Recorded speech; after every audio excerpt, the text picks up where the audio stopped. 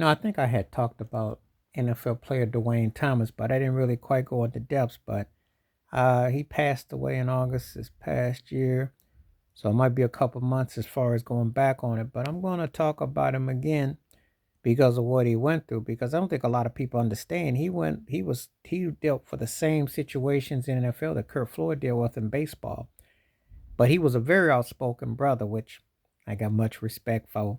He wasn't going to stand for the anthem. He predated Kaepernick, and he got met with resentment. There was a whole lot of video footage on it because it came out when that.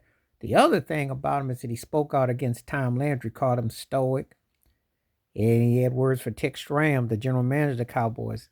He had words about the powers that be. If you looked at Dwayne Thomas, you think he was out of a Superfly or Fred Williamson type movie with his mindset because he was talking the way cats was projecting on the screen, but talking the way it is. Not a lot of these cats today tell the truth.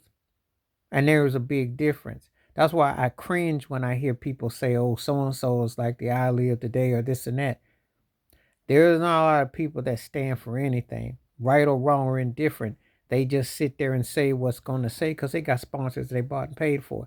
And Dwayne Thompson was underpaid by the Cowboys. He got 20 grand his rookie year, which was back in 71 when his rookie year, he got rookie of the year. That's absurd. You get guys who get 20 grand per carry maybe in a game, let alone that. Different day, different time, but still the cheapening of the team.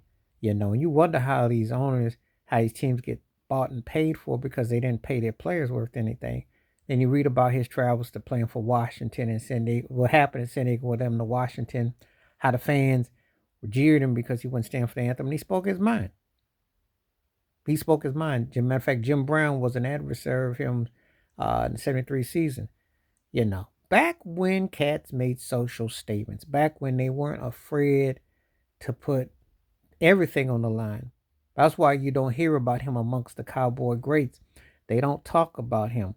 You know, I was too young to really get the full digest of him, but I had definitely went back to hearing about him. I knew I was aware, but people were real low key about him. You know, down home folks used to talk about Tom Landry something of how he was, because I saw it how he did Tony Dorsett, who to me, no disrespect to him, take it how you want, is still my all-time favorite Dallas Cowboy running back. I think if Dorsett had half the line Emmitt Smith had, he'd probably pushing 30,000 yards because Dorsett was a bad man. But Duane Thomas was bad in his own right. Got low ball, and they made sure that this is what they do. Gotta understand. So history does repeat itself as deja vu. And he was like the link between Kurt Floyd, with everything that happened in baseball, and with Colin Kaepernick and Craig Hodges too. It's the guys who really stand out, the ones who really spoke out. Madu Rauf too. Gotta remember the ones that really took the hit, because playing along and being catchphrase ain't the same.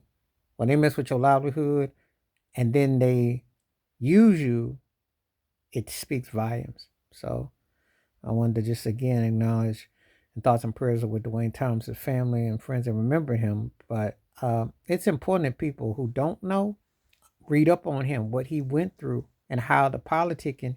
And if you thought Kaepernick had it bad, and you thought one thing about Kurt Floyd, a lot of times black athletes back then had to go through a lot of things, which wasn't that long ago. We're talking the last 50 plus years. That's not that long ago. People always like to act like stuff happened archaic and stuff, but it's pretty recent with what was going down. And when you look at Kaepernick and you see everything that's in the, what's on the sidelines and the logos and all that, ask yourself, they owe people like this an apology, and they should have some replicas or some statues to say, hey, we were wrong.